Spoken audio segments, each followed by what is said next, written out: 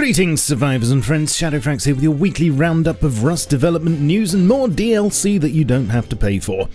Well, unless you count RAM, of course. And first up, as you can see, what counts as high fashion for horses has now been merged into the staging branch, albeit in a very early state. There are two levels of equine armour there now, wooden and ROADSIGN. The former will be a default blueprint, but the latter will not. Currently, the crafting and protection details are yet to be set, so there's no point dwelling on those. Plus, I don't know whether there'll be skins for them in the future either.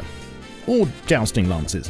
Hint, hint. What we do know, though, is that now horses have storage, and although this may change to be dependent on what armour they have equipped, you can currently open a horse to see that it has 6 equipment and 12 storage slots, which will definitely make them more useful. You can then simply right-click or drag the armour across to make them wear it. As I mentioned last week, you can also lead horses now, either to water, drinking not guaranteed, or to help them get their hooves unstuck, and their idle animations have been subtly reworked to appear more natural. Stay tuned, as I imagine by next week we should see some more concrete details on the armour side of things. The crafting UI has been getting a lot of love lately, with many quality of life improvements being lavished on us. Favourites are now indicated by a little star to the side. It's also possible to check and uncheck favourited items in the Quick Craft menu. In addition to this, middle mouse clicking in Quick Craft will order 5 of said item, and on the stack split bar, the middle mouse button will split the stack in half, with Shift plus middle mouse splitting it by a third. And as mentioned last week, all favourited items will now show up in their own category, with auto turrets and windmills having been shifted over to the electrical section. Oh, and soon you'll be able to drop selected items by pressing B, although this seems to be on a separate branch for now. There is a lot of other work going on behind the scenes, which unfortunately I have no visuals for, but here's a quick roundup.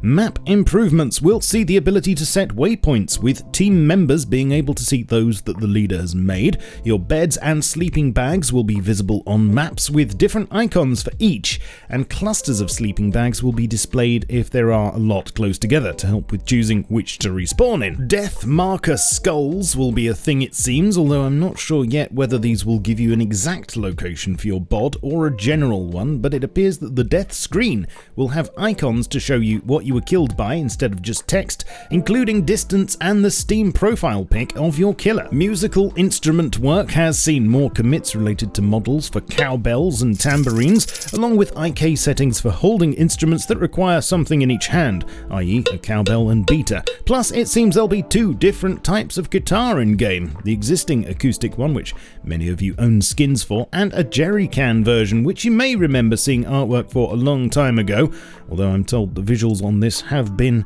updated somewhat. Vehicle work is still trucking along, with rules being set about what happens when modules get destroyed, and fuel use, which apparently will go up when you increase the throttle.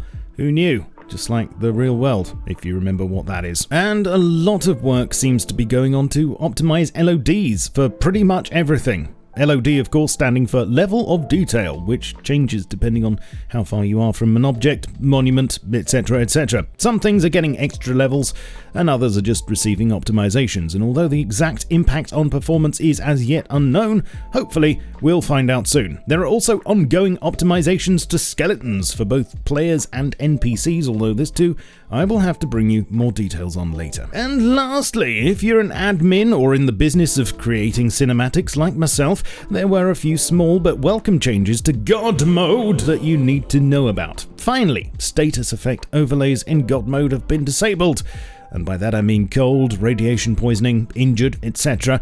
Food and hydration depletion has been disabled in God mode too, and a couple of handy new console commands were added, namely heal and refill vitals, which should make filling up your bars that little bit easier, although heal only works for admins with God mode off. Right, that's it I'm afraid, but if you want more then I'd recommend you follow me on Twitch, as a lot of people still don't seem to know that I stream 3 times a week. Link will be in the pinned comment. Join me also on Twitter, Facebook, Discord, and my Steam group for regular updates, and if you want to support my work then please consider becoming one of my smashing patrons, which does of course come with its own set of perks. I shall catch you all soon, but in the meantime, keep calm and stay rusty.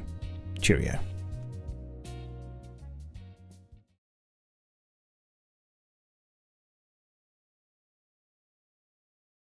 Hint, hint.